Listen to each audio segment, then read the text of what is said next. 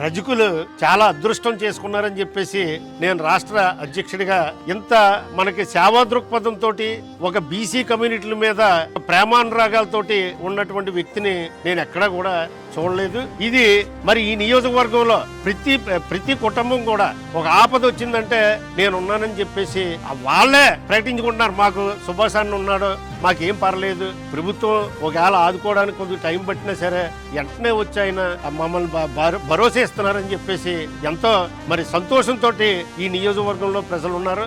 అలాగే మరి మేము అడగకుండానే ఈ యొక్క రజక్ కమ్యూనిటీకి మరి ఆయనకు డైరెక్టర్గా ఇవ్వడం కానీ ఈ జాతిని పైకి తీసుకురావాలనే ఉద్దేశంతో ఆయన పూర్తి సంకల్పంతో ఉన్నందుకు మా రజక జాతి తరపున మా కమ్యూనిటీ అంతా కూడా సుభాష్ గారి వెనకాల, తెలుగుదేశం పార్టీ వెనకాల అన్ని రకాలుగా కూడా ఆయన చెప్పినట్టు మేము నడుస్తామని చెప్పేసి నేను తెలియజేస్తున్నాను. వాళ్ళు నా వెన్నంటే ఉండి పార్టీకి వెన్నుముగ్గా నిలిచారు.